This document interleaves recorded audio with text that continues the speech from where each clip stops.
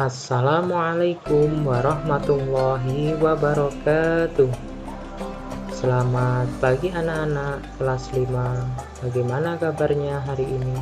Semoga anak-anak dalam keadaan sehat, tidak ada halangan suatu apapun. Amin. Selanjutnya, pada pagi hari ini kita akan pelajari tentang muatan ilmu pengetahuan alam, materi organ pernapasan pada manusia. Mari belajar bersama dengan Pak Yudi di kelas 5. Kompetensi dasar. 1. Menjelaskan organ pernapasan dan fungsi pada manusia serta cara memelihara kesehatan organ pernapasan manusia.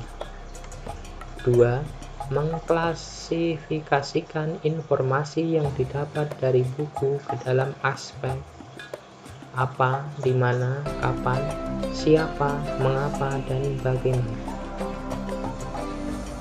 Poin bahasan. 1. Alat pernapasan manusia. 2. Bagian-bagian dan fungsi organ pernapasan manusia. 3. Cara kerja sistem pernapasan.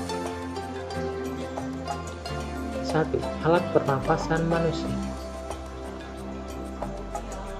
Alat pernapasan manusia adalah paru-paru. Ya, ini gambar paru-paru.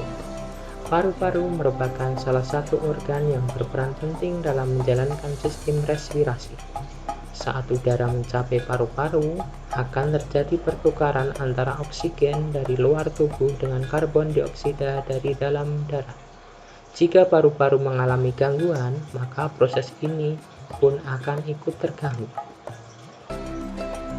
Kedua, bagian-bagian organ pernapasan manusia.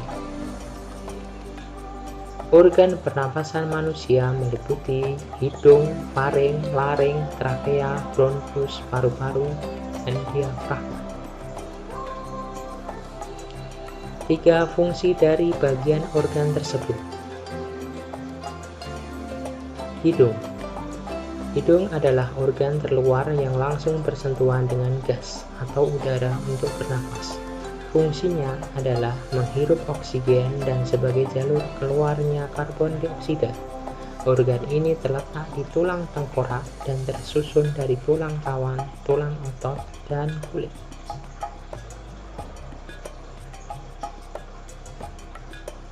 Faring merupakan nama lain dari tenggorokan bagian atas, berupa tabung yang terletak di belakang mulut dan rongga hidung, dan menghubungkan keduanya ke trakea. Fungsi faring dalam sistem pernapasan manusia adalah menyalurkan aliran udara dari hidung dan mulut ke trakea. Laring. Laring merupakan organ pada leher yang melindungi trakea dan berperan penting dalam produksi suara. Peran laring dalam sistem pernapasan ialah menjadi saluran penghubung antara pangkal rongga mulut dan trakea. Selanjutnya, trakea. Fungsi trakea dalam sistem pernapasan cukup penting, yaitu mengalirkan udara dari dan menuju paru-paru. Organ ini berbentuk tabung berongga lebar yang menghubungkan laring ke bronkus paru-paru. Bronkus. Fungsinya mengantarkan udara dari saluran napas atas ke dalam paru-paru sekaligus mengeluarkannya dari paru-paru. Bronkeolus akan membawa udara yang kaya oksigen ke kantong udara alveolus. Nah, ini paru-paru. Paru-paru merupakan organ respirasi atau pernapasan. Fungsinya adalah menukar oksigen O2 dari udara dengan karbon dioksida CO2 dari udara. Terakhir, diafragma. Diafragma merupakan otot utama yang digunakan saat bernapas.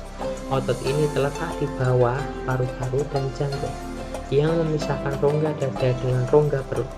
Diafragma berbentuk menyerupai kubah yang dapat bergerak naik dan turun seiring proses pernapasan manusia.